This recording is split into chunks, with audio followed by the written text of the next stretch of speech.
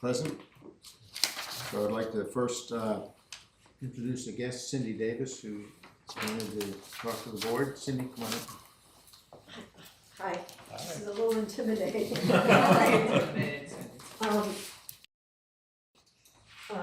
To ask the board to reconsider a fine that I got for going through the gate incorrectly and an arm struck my car. I understand that there was very minimal damage to the arm. There was no damage to my car. I wanted to put it in perspective for you all. That was one of the worst days of my life. I had just come home on my way home through the North Gate after moving my husband into Thrive. I'd been taking care of him from his stroke in 2013 for 13 years, and I finally couldn't do it anymore. So I had just spent the day moving him in, and I was coming home, I don't remember what time, but you have a video apparently of me going through the gate. I admit I was probably crying and not paying attention, and the gate came down and bounced off my car. I realized it, and I continued, and I looked back, and I saw that it was still operating, so I was like, oh, thank you, everything's okay, until the other day when I got the bill for the repairs, which I'm completely okay with any charges that were incurred because of my lack of focus, I guess. But attached to that is a extra $200 that seems kind of like a penalty. And I've lived out here for 30 years and gone through the gate with no problems up until then. It was just one of the worst days of my life, and I'm asking you for a little compassion, and maybe we can work a deal. The cost of Thrive, I'm sure some people know, is almost $7,000 a month, which has put a new wrinkle in our budget, obviously, because I'm staying in my little house, and so I'm hoping you can do something about that $200. Okay. Look, you get in touch with Cindy on that. Carl will get in touch with her on that. Okay. And see where we can go with that. Okay. Thank you for coming. Thank you, Cindy. Where did I put my purse? I'm It's here in your chair. losing my mind. Deep breathe. We took all the money out of it. Good luck. Thank you for coming. Thank you for letting me. Thank you. Thanks, Cindy. Thank you.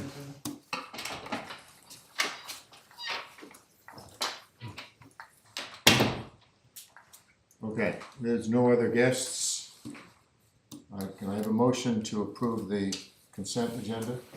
So moved. Second? All in favor? Aye. Motion's approved. Okay, let's start with Tony Marino from the club. I need to take a deep breath for a second. I feel sorry for the lady. Yeah. Well, hopefully things work out for her. Okay, so a couple of things have been going on. As you all know, Club Car. We're just getting up to speed right now. Tomorrow's our Pro-Am, and then there's a kickoff event where our security force, as well as yours, will be trying to make sure people behave where they're not supposed to park.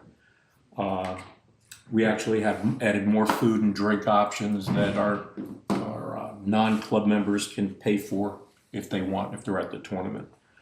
Franklin Creek's moving ahead rapidly. The old courts that were closest to the corner of Highgate and Franklin Creek, the jackhammering should be done now.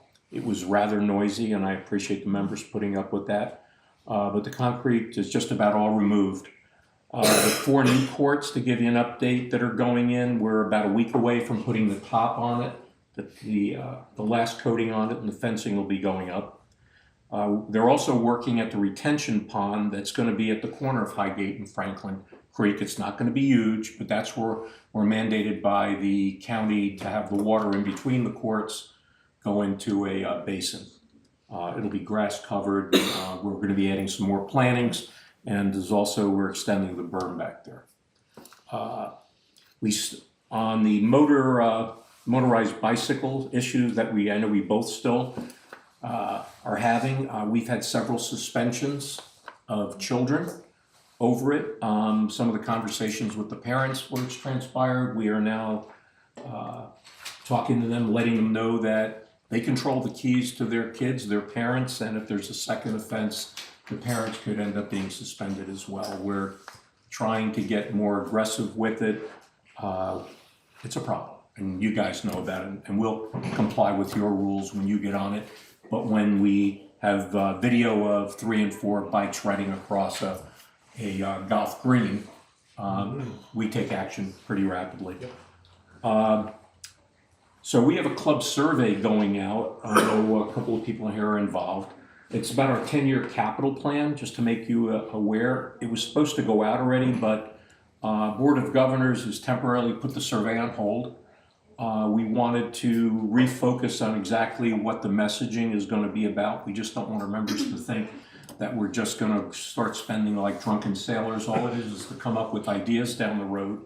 But most importantly, we're trying to figure out exactly what our costs and needs are for the next 5 years. We're in the process where we're going to be stress testing our capital plan to make sure that our assumptions and what our spending are, that we're actually going to have everything in it that should be in it, so we'll know what our actual spending is before we go to the membership asking for some sort of increase or payment. We have no idea how we would even fund it yet, to be honest. So that's way off, but if you hear that our survey's been on hold, that's the reason for it. Just to give you an update, you'll be seeing, for the members, you'll be seeing our Palmetto Ballroom. It's due hopefully to start the end of the second quarter. We're currently waiting on final numbers for our board to approve it on April 2nd. The last time even the bathrooms were, actually the bathrooms in that building have never been done. It wasn't done in the last renovation. That building, we generate about $3 million a year, not in, just in revenue, it's not a profit. So we just need to keep it up to snuff. We've lost some vents due to its being a little tired. With that, what you'll notice, which will affect anyone, residents or club members, if they go to the Palmetto Ballroom, the board voted, we're putting a new porte cochere up, and the accessibility ramp that's out there that could take you as much as 6 to 8 minutes in the rain to go up is being moved. The accessibility ramp is going to be under the covered outlet from now on, so whether guests, TLA members, even though we were ADA compliant, is that the right thing to do? We felt that it's the right thing to do. We just had our audit done. We passed with flying colors. O'Connor and Muir, they were extremely impressed by our safety and checks and balances we have in our financials, and everything came across great, and they'll be published in the very near future. Our cash flow for the club end of February, we're a little bit ahead of budget. That was due slightly, about 2%, because we lost fewer members than we budgeted for. Knock on wood. But labor and benefits are really running higher along with insurance. Part of the help was that our HB2 workers were delayed in coming, basically because we're involved in a lottery system, and they'll start coming just as the weather starts getting warmer for the grass, so maybe that was a good thing for us. Just if any of you have gone over to Franklin Creek, you might have noticed that there's not the extended wait times as there were. Our food and beverage business over there, being for the construction, has been down a little bit. We're picking it up in other areas. Let's see, what else? Membership through the end of January, I don't have the final figures now, but through the end of January, we were 3,438 against 3,430 from last year. February, we have some losses coming in. Golf Golf, we lost a bit. At the end of January, we were 1,718 members, down from a prior year of 1,732. So our membership is full, but looks like it's changing slightly. What's interesting for us in the club, our athletic memberships were 913 up from 882. So that could be the cost, it could be maybe younger members coming in. So we're keeping an eye on that, as well as housing sales, and we're noticing that there's an extended length of time between the time somebody buys a house and they're joining a club right now. Part of it's due to the renovations. If somebody's coming in, buying an older house, they're not moving in right away. So like I'm sure you guys are, we're all paying attention to the housing market. You should have seen back on March 2nd, the board published some updates on our bylaws. We had to post them for a 10-day window. We had some feedback. Basically, most of the changes were going from I to we to, it was a lot of phrasing issues. There was nothing really major in them, and where we just identified a few things, and they were posted after the board voted on March 13th. So the board voted and they're in place. Just for your information, we have a new portal, a board portal going up for our members. It should be up and running mid-May after we beta test it. The LCLC, which is both of our groups talking, we've been talking about the 250th celebration. We're going to have 250th flags around the place. The only thing we're really doing, we're going to be upping the fireworks show.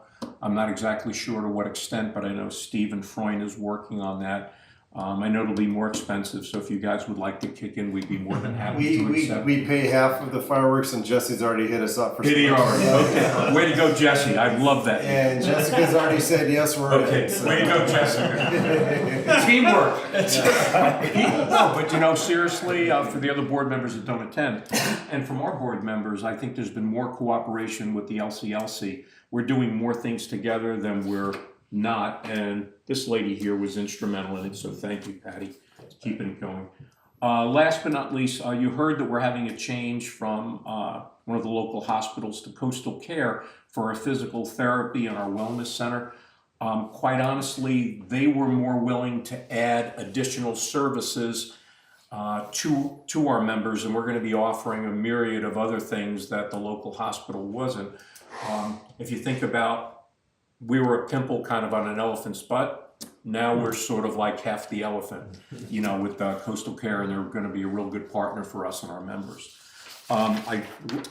We did post if anybody's interested. I've got a list of all the golfers that are attending. There are some notables. I'll leave it for y'all if you want copies. It's What is it, Tony? what? What did you say? These are the golfers. They're going to be here. We have 152 of them. They'll be going out in threesomes starting as soon as the sun comes up. My wife is thrilled because she's running, doing the walking scores. So she's there at 5:30, and I'm not driving her. So if I have any questions, I just tried to, you know, budgeting we're doing well from the club. We'll get all the February final numbers that should be our March meeting, but it's going to be April 2nd. That's why I don't have more definition on numbers, because of Corn Ferry, everybody's out. Even our head of HR is going to be working as guest services. So, Tony, I'd just like to point out that LCL cooperation we're talking about.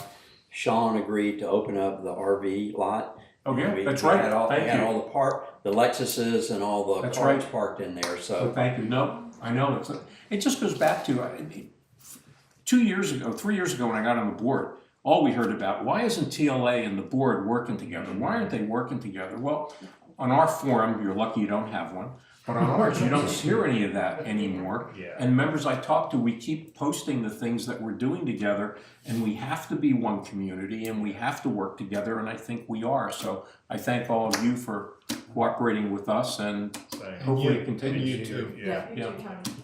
So with that, Can you, for everybody, just remind us when your annual meeting is? our annual meeting is April 8th, and oh, by the way, thank you. We will be asking everybody to vote again. I have a president's message that was recorded, and boy, I'm glad I'm not a TV person because I really need to take a diet. But at the end of it, we asked all of our members again that you know, your election's coming up, board, club people or TLA people, and at the very end of the message, you'll hear me imploring them to vote for, you know, when your issue comes up for the HOA assessment, so. Assessment. And we'll be doing the same thing at our April 8th, and you guys are invited to attend as always. Sorry, a little long, That's that information. but, okay, well, I'll leave this I mean, for the you. best thing you can do for us is encourage club members to vote for the assessment. No, yeah, true. Read the materials and vote.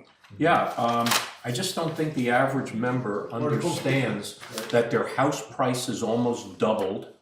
Their investment is protected just a little bit so that we can improve the already wonderful conditions we have. I constantly hear and I read, they're always talking about, why don't we have more people at the gates? Well, you can't do it if you don't have the money, so I really hope they do vote and they vote for it, so that's my personal. Thank Thank you. I'll leave this here if anybody wants this. I'm off to downtown now for a club party. Leeds Brown is I coming. got my fancy jacket and badge and everything. Thank you. Thanks, Tom. Okay. Okay, update on the safety director, I think we're calling it, security director. Director of Community Safety. Director of Community Safety, I'll learn the title when we hire somebody. We've had to date 113 resumes.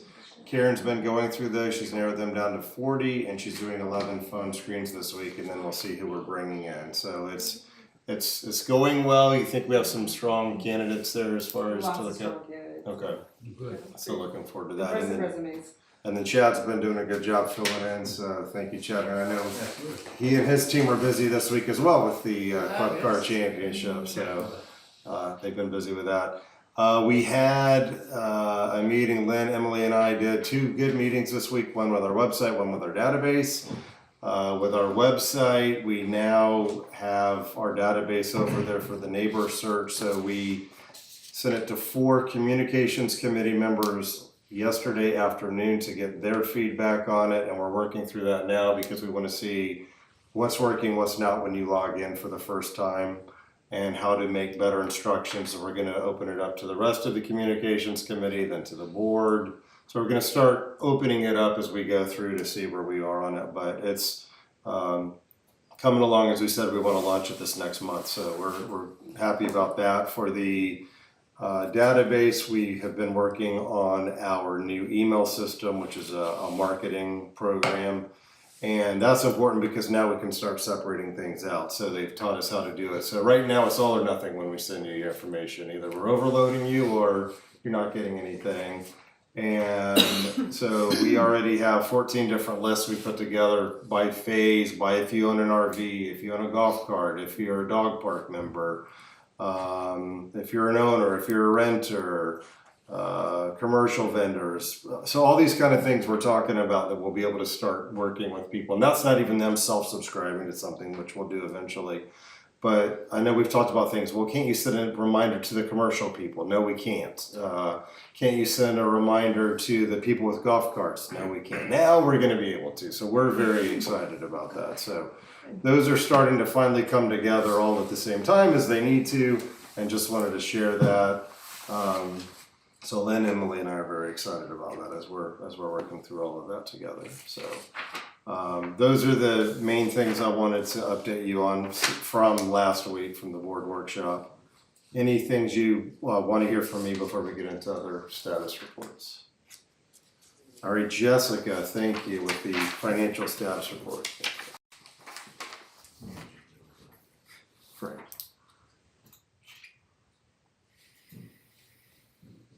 Like 4 years from now.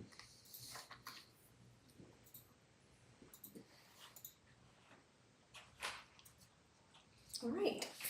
These numbers will be as of the end of February of 2026. Total cash at the end of February equaled $8 million. Total investments equaled $9.8 million. Total interest earnings between our capital and operating accounts were $45,000 in the month of February.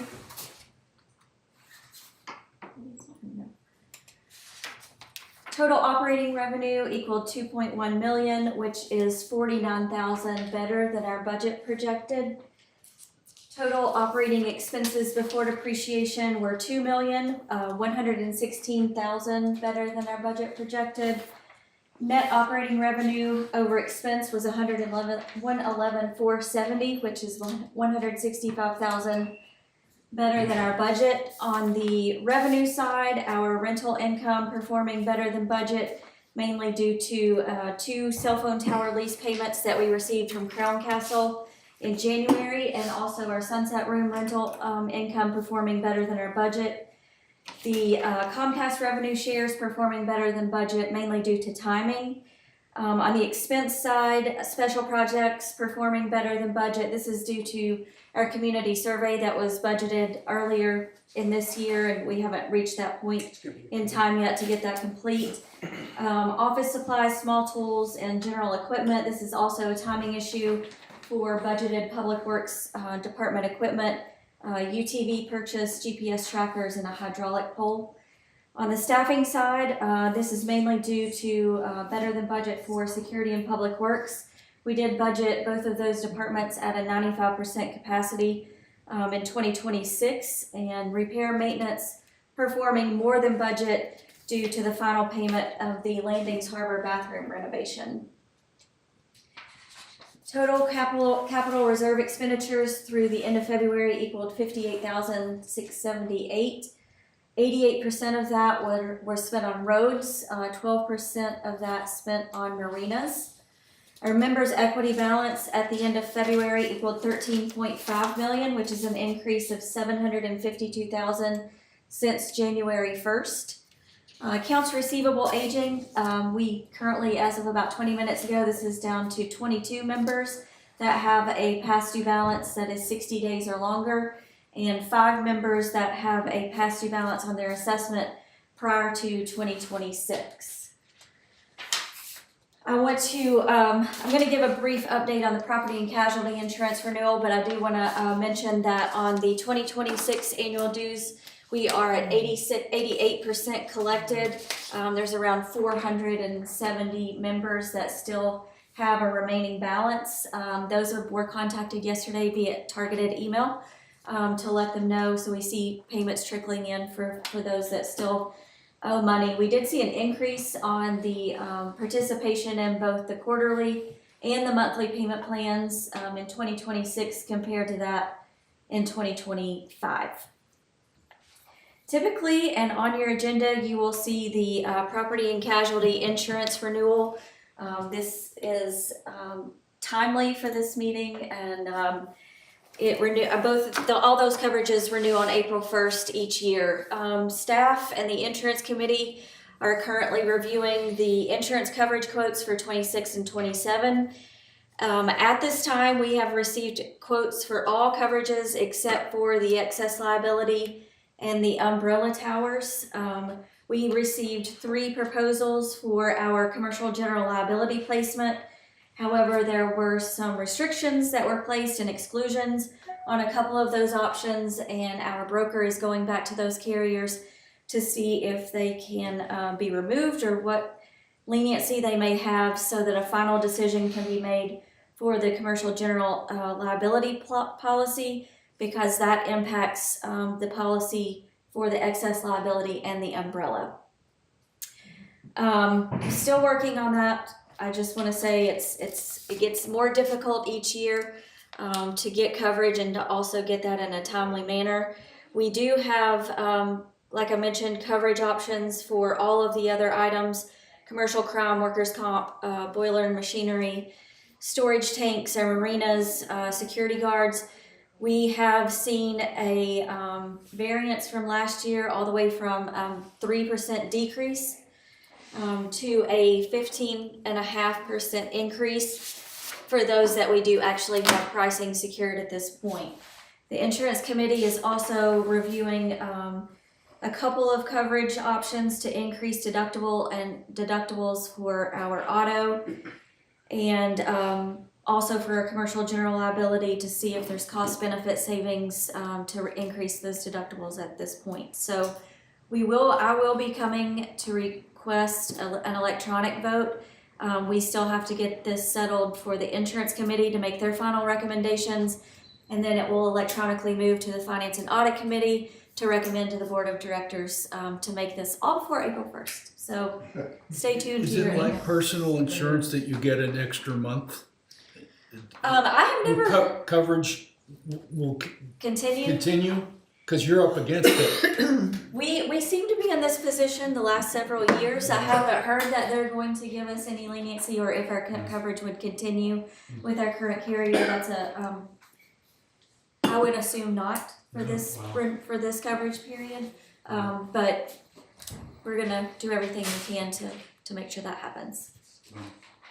It's incredible. It is. It's getting, like Jessica said, it's getting harder and harder. I will say the last couple of years, or 2 or 3 times in the last couple of years, we've had to get approvals and then our broker's going back to try to get even better deals. We're just in a different position this time when we got non-renewed by one of our major carriers. That's creating some issues for us. Any reasoning? Yep, and we can talk about that later. Okay, Yes. thank you. All right, Aaron on community development.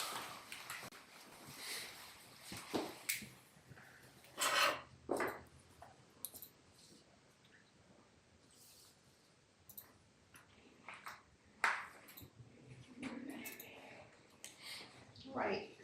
Afternoon.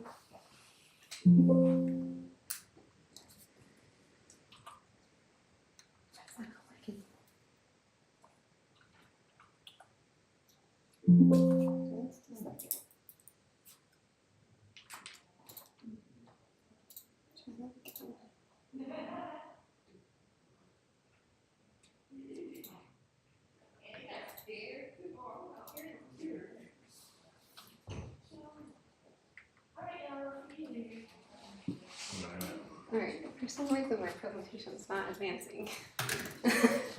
No. Return, but she's trying. Yeah, I did try that. Yeah. He's left clicked in there. Yep, I did. Wait, there we go. There it is. There we go. Monthly report. For, maybe that's gonna be, There you go. we're gonna just be manual today. How about that?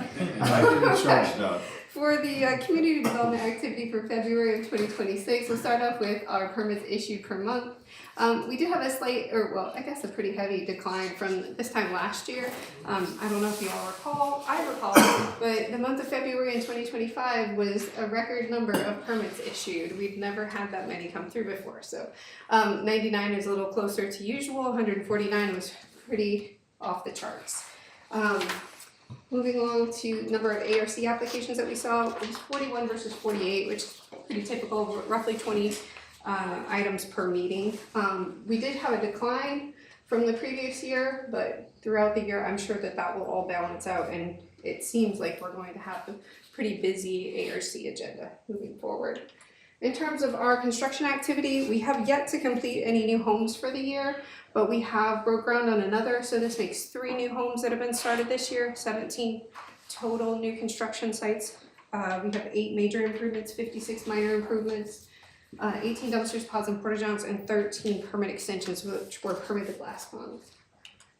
For some trends, I know I showed you a really massive major improvement last time. I thought I'd show you some of the smaller major improvements. So what took place on this property is they had a lot of functional issues with their back porch. So what they did is they basically extended out this centerpiece, removed a column, and it allowed them to make their space much more functional. So this is on a patio lot where every square inch is very valuable in terms of how you can make it function and be usable. So this is an example of what one of those major improvements might have done, where it added an extensive amount of functionality and usability of their space that they had existing, while of course making it aesthetically more attractive.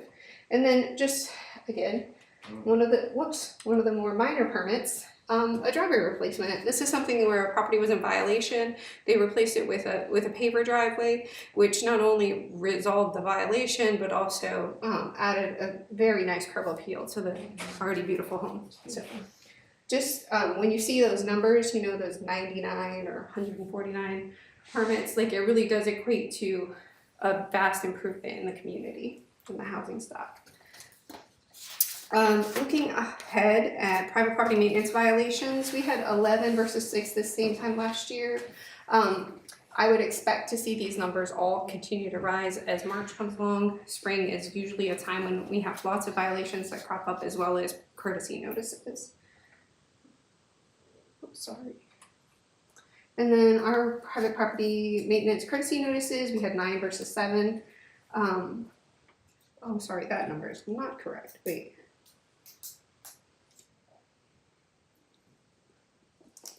I think it was 17, I'm sorry, it's 9 versus 17 this last time, I missed the one there. But again, like I mentioned, I would expect to see that the numbers in the month of March go up quite significantly due to spring and the activity that occurs with landscaping and those kinds of things. When we look at the summary of inspection activities, we had 282 site visits that were related to ARC inspections. We had 1,660 PPMS inspections. Those are the proactive inspections.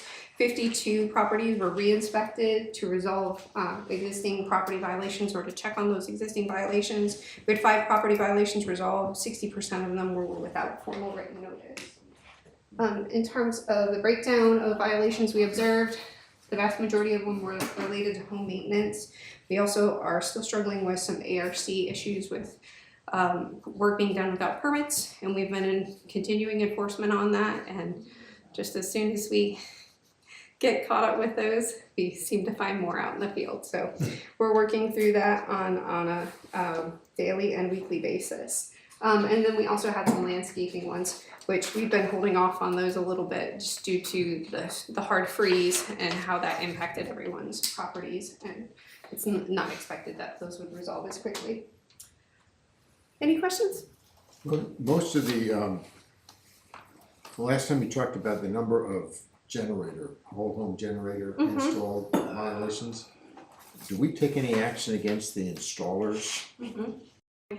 We put them on notice. We send them a formal written notice indicating that they were in violation of our rules and regs, and lay out what other ramifications could occur if they continue to do work without permitting, which includes things like suspension and shutting off their RFIDs or revoking their ability to access the community, those kinds of things. Sure. And then the property owners are actually held liable to take those projects through ARC to get approval post-install. So there's kind of two aspects of Have you had any it. that you've had to have reinstallation work done on? I'm sorry, what was that? Any that required remedial action to bring them within standards, or they just weren't permitted? No, we have 2 that currently came before ARC and were denied, so they're gonna have to either make a revision in the placement or add additional modifications to negate any negative impacts on neighboring properties. Sometimes, is it just vegetation in some cases, or is it more? Sometimes it's a service enclosure, sometimes the unit itself has to be relocated due to like a high visibility or the impact on the neighboring home. Yeah. So, Karen, are they not subject to a fine? It's $25 a day? they would be. Typically, they're provided an opportunity to present it to the ARC. Once they're denied, they have 30 days to either resubmit. If that 30 days transpires and there's no new application, that's when we would start a fining process. So, anyone else? All right, thank you. We are looking to continue the suspension of Four Little Lane, membership approaches of Four Little Lane for the untidy appearance on the outside. Any questions on that? Have a motion? I move. Second. All in favor of continuing? Aye. Aye. All right, thank you. Chad, Security Department overview. Thank you, Security Department overview for February. We had 0 Part 1 crimes for the month. We did have one theft that involved a hot cocoa stand one of our young residents was putting on, and a couple other adolescents stole some things. We were able to identify them and connect the parents to resolve the issue. to vandalism, both Of involved what? the Donegal Hot Creek Marina. cocoa stick? They were selling cocoa. So I'm- Chocolate. Okay, I didn't know if cocoa was a person or what. Yeah, two vandalism incidents down at the Donegal Marina in the men's bathroom involving some graffiti on the wall in the bathroom stall. There's no cameras down there, so we couldn't identify anybody as far as the breezeway coming and going. Public Works was able to clean it up pretty easily, and since then, it's been about a month, we haven't any further incidents, but we did some extra patrols and extra checks of the area to make sure that people are not doing that again. One trespass call, this involved a gentleman who parked in the Publix, walked on the island, hitched a ride in a golf cart at some point to where he wanted to go from a residence, showed up at an ex-girlfriend's house, and we contacted the police. We convinced him to go back to Publix. We took him there, and he tried to leave, and he was ultimately arrested for DUI and was given a criminal trespass notice from the Landys about entering the property the way he did. Golf cart stats for the month. 0 complaints coming in. We issued 4 violations, and 2 of those violations involve unlicensed drivers. The Guardian Pro, from February 1st to the 20th, we placed that radar trailer over at Bartram and Wickersham. We had a total of 91 citations. 2 of them were in excess of the 26 miles an hour. One was heard in appeals yesterday, and that was ultimately dropped due to a medical emergency. The other one, we have not been able to identify the driver, the tag. We do have it, but it's not in our system as a guest or a resident, so we'll continue to check our cameras on a regular basis, see if that camera enters the property again. If it does, then we can ultimately tag it to somebody. We did then move the trailer over to West Cross and Sparnell. It's still currently there. From February 20th to 28th, we had 91. So we saw a big uptick for whatever reason in that area. In 1 week? 1 week, 8 days? 8 days. So they've been continuing to come in. So it's just an area that seems to be a maybe easy spot for people to speed through or got used to speeding. So we'll see how the stats continue to trend in that area. Citations over to you. And, I'm sorry, I hate to Yeah. ask you to go backwards, but you might have said this and I just didn't pick it up fast enough, but so we have obviously, do we have tag numbers belonging to our employees, either of the association or the club? Yes. Okay, thanks. Yeah, so we do issue citations Okay. as well. Overview for citations. In 2025, we had 6 warnings. In 2026, we gave 23, and that's in part to the change in policy for first-time non-safety violations. We give warnings now instead of citations immediately. If it's a second offense, then they will receive a citation. We've issued 19 citations for 2026 compared to 17 last year at this time, and the fines roughly the same, about $100 difference between $1,550 and $1,450. That was for 1 month. Correct, month of February. This is just a pie chart of the citations overview. Most of this is going to involve overnight street parking and unpaved or parking on unpaved surface, and sprinkled in there is golf cart, the non-golf cart zone, and then some trailers and other things left on property overnight. The appeals in February did hear 3 cases, all for speeding, and all 3 were denied. Any questions? All right, thank you, Chuck. Okay. Thanks, Chad.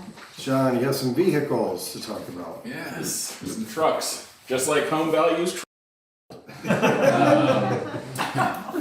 It's amazing. These vehicles, I can remember we were buying them for $14,000-$15,000 a piece after trade-in, and you can see what they've gone up to now. You'll see in page 33 of your packet is a capital and staff report for the purchase of 3 F-150 trucks with a $5,000 allowance for outfitting for a total cost of $151,487.69. We went to 3 different Ford dealerships. We are part of the Ford Fleet program. You have to actually apply through Ford Corporate to be able to get some special pricing incentives with that. You have to prove that you have a fleet size that's large enough, and the majority of which are part of the Ford program. So the two local fleet certified dealerships are OC Welch Ford and JC Lewis Ford. And we also went out to Woody Folsom Ford to get a third vendor. They don't offer the Ford fleet pricing, therefore they did decline to bid because they could not be competitive versus the other two. You'll see in here that JC Lewis Ford was the low bidder. The pricing is very comparable. Typically, where the low bidder will win out is usually in the trade-in values, which is a similar case to what we saw again this year with JC Lewis Ford being the low bidder.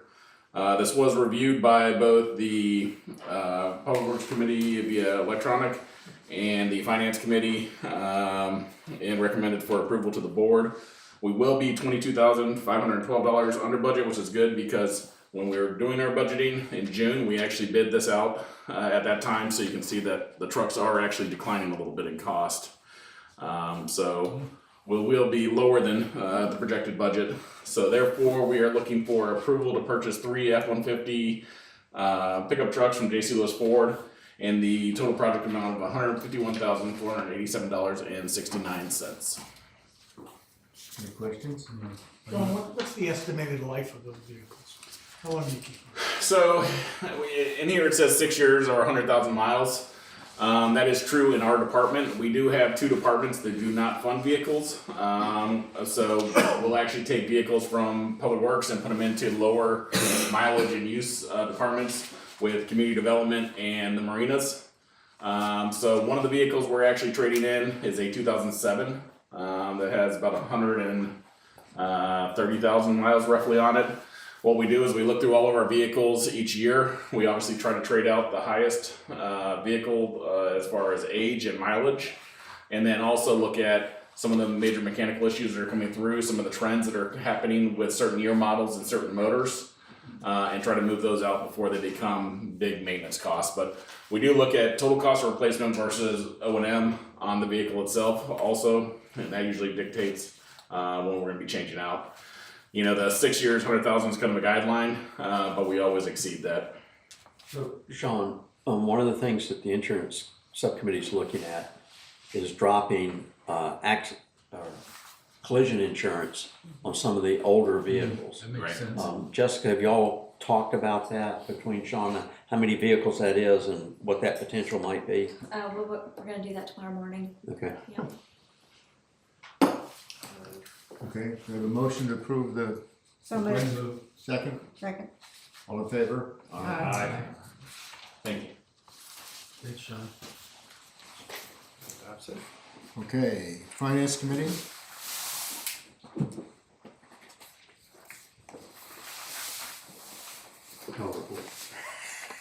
No report, okay.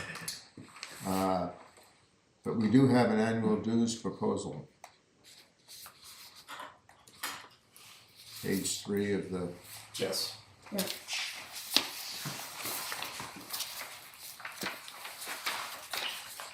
So the dues proposal was reviewed by the finance committee, and it was discussed with no votes against, or passed with no votes against. We had 1 abstention. So that is the recommendation for the board to put forth as our recommended dues increase in the upcoming vote. So interpreting this rather than being 1 year all the same, you're gonna progress it, go up? Yeah, well, typically. Is that a new philosophy? It's not. No, I mean, we did it in the last period. Your dues went up each year. This one has just got a big step in the first year to get the plateau that we believe is necessary to support the investment that we need to make on an ongoing basis. And then subsequent to that, the annual increases return to the rate that we've been accustomed to of 3 to 5% annually. It's just the first year, in that we believe that we've got additional investments we need to make in roads. So we propose to spend an additional $700,000 a year on roads alone. Storm drains in the second and third year increase by $500,000 each year. We also have 2 substantial projects with the redecking of the McWhorter Bridge and with the replacement for the Marsh Tower, that are things that only come up every 2 or 3 decades. So they both spike in '27. We've split the McWhorter Bridge over 2 years, so that we started at the end of '27, completed '28, and we can split the $750,000 anticipated cost for that over a 2-year period, instead of trying to pay for it in 1 year. Bill, those 2 major projects have been delayed for a substantial period of Yes. time, have they? And yes, correct. And to the point now that Marsh Tower, within the next 3-year period, would probably be unusable in any regard. And so that's why we're trying to fund an alternative for it. And the So rebate, the proposal, the increases for '28 and '29, if this goes out and if it were to be approved, is this locked in for '28 and '29? Yes. No Yeah, flexibility. so what we vote on is a single dollar amount for each year, okay? And so we do a lot of budgeting in anticipation of how we want to spend the funds. But there's certain conditions that we may not be able to control that would force us to have to make changes within those years. But all the community will vote on is a single dollar amount for each year. and it is a 3-year vote. This will be the rates for the next 3 years that we'll propose, and if approved, those will be the rates. Okay. And there's one other thing on the McWhorter Bridge, just to remind everybody that the condition of the McWhorter Bridge was one of the issues that the Community Task Force brought up, that the board voted on, that it not only needs to be repaired, but we want to widen it as well, so If we that can, it's safer for and change golf carts to pass. the surface of it. Yep. So instead of wood decking, we'd like to be able to put cement. And We've really got a placeholder in there for that dollar amount, because we haven't specifically bid that out, because until you get closer to the point, you can't get a real accurate bid on it. the other thing that was included in the proposal from the task force was some sort of a system that would alert someone coming up to the rise of the bridge that there's traffic on the other side of the bridge, so that you move over to the right. Bill, I think you know I'm totally 100% in favor of this. Can you remind us, I know you're gonna talk about this at the annual meeting, but how much sort of behind we are on spending, especially on roads and that sort of thing? So we've been averaging paving 70 to 80,000 square yards annually. As we looked at the life expectancy and the recommended repaving schedule for our 409 roads and 1.3 million square yards of roads, some of them fall into what we call primary, secondary, and tertiary. About 25% of the square yardage is in primary, and the recommended repaving cycle for those roads is 8 years. For the secondary, it's 12 years, and for the tertiary, which is the other, secondary is 25%, tertiary is about 50%. So you've got an 8, 12, and 18-year cycle. Even if we slid to 10, 14, and 20 years, we haven't been keeping up with that cycle. And so that's why we need to move. And we don't just go out and pave a road because it says it's time to pave it. We go out, and Sean and his team, they examine it. Is this the road that we need to pave this year? Or is there another one in that category that is one that we need to pave first?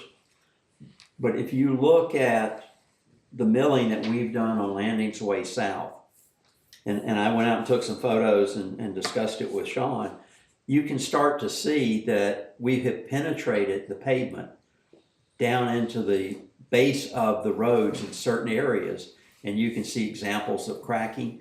Now, what's good is that the foundation in some of those areas was still very solid, so we can pave over it. But what happens, and what our concern is, if we don't pave them on these cycles, and we get that alligator cracking and you get the water down in there, it not only permeates through the paving, it'll start to permeate through the base and weaken the base. And so that's why you have the recommended cycles.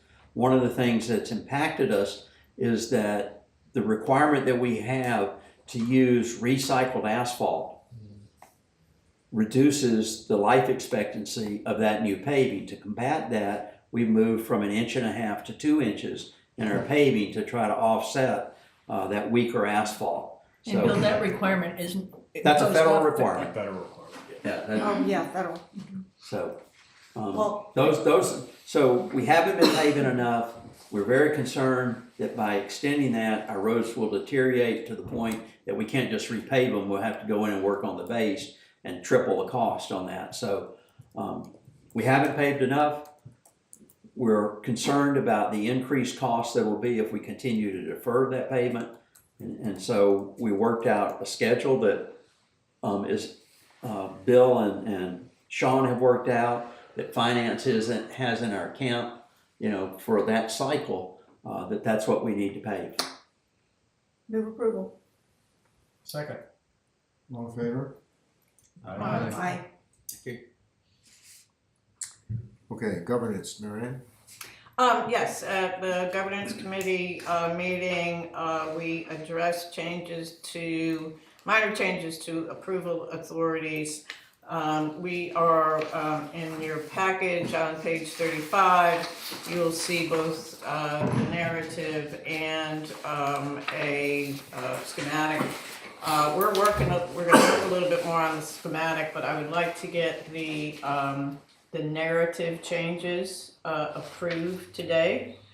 So that authority can go forward. Minor change allows the finance committee, without the approval of the board, to approve budgeted expenses that are between 25, Bill, please correct me if I'm wrong, between 25 and $49,999. $49,999 without it having to go to the full board of directors. So again, unbudgeted. So it is not a major change to the authorities. The other reason for the changes in the policy manual is to clarify the authorities of the general manager as it relates to budgeted and unbudgeted operating and capital expenses. Move approval. Thank you. Second? Second. All in favor? Aye. The other thing we have done, we're working on trying to consolidate a number of our documents, and in connection with our code of conduct, we recognized that we had a code of conduct for committee members and a code of conduct for the board. We believe we could just consolidate that into one document. So basically made minor changes to accommodate that. So a governance committee looked at a code of conduct that impacts both committee members and the board of directors. So you will see that policy on, again, Exhibit C on 39. page 39. Thank you, Joe and Don. So I would like. Any discussion? I have a motion to approve, second? Second. All in favor? Thank you. Okay, Rob, strategic water? Sure. We met March 18th. The teams are getting organized around projects that fall under the categories of conservation and resilience. On March 5th, we had a student from the University of Georgia, a landscape architect student, interact with us and do a tour. She's working on a living shoreline project that will be seeing a good impact at the Sunset Park, and it'll be an interactive garden there that we put in place. She's on a pretty tight timeline. We will have the results of her recommendations to us probably by the end of May. As school's over, and so it'll be faster than what we think, and looking forward to seeing what she recommends. We'll also be doing this year the Catch the King geomapping. It'll occur in October, and we've decided that our kickoff will be in June. In terms of total water consumption on the island, we're about flat to last year, which is a good thing because we are in a bit of a drought. So we're holding our own. And we did get, and this is interesting, we got our reading on the total gallons of water lost during the rupture. Oh, yeah. It was 1,050,000 gallons Oh my God. of water. Wow. Not much after the first 5 minutes. So, quite a flush. That's it. Wow, it's amazing. All right, thank you. Any directors' comments or questions? Just a comment to Rob's point. Kudos to Sean and his team for getting that road open in less than a week. Absolutely. Great job there. Yeah, it's just occurred to me. Are we doing anything to assess the Marsh Tower? Because it's on its last legs and it's a big liability if it fails. I'm wondering if at some point we need to just close it. Yeah, we have structural engineers that review it and give us a report. Yeah. It's not quite at that stage yet, and we've used the same structural engineer over the last 2 reports, so we have some consistency to see if anything has changed. When did they last look at it? It was about 6 months ago, so we'll do another one this year again, probably fall Okay. year. All right. But if it has to be secured, that's not our, we can't secure it, can we? We've done that before. What do we just put a sign on our property that says warning, this is a dangerous area? We have a gate that we can close and lock off. Clearly, we've never done that climb before. The gate will keep you I honest. was younger when I did it. Okay, any other comments? Okay, President's report.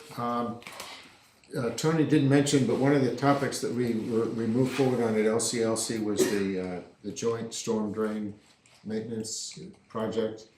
Clarified what the misunderstandings were there. Everybody agreed that we needed to move out and how we're gonna move out. And so Bob Hanley from the club and Bill Ainsley are gonna be the board reps, and Sean and Chris will continue fighting the fight on the ground. We're working on coordinating the date as of right now with the golf tournament, and then also Chris got invited to the Masters to help with that golf tournament. We're gonna have push it probably about mid-April. Can you take a buddy? I already asked, so yeah. We sent 2 letters in the last 2 weeks, one to our elected representatives on state Senate Bill 406, the housing bill, and another to our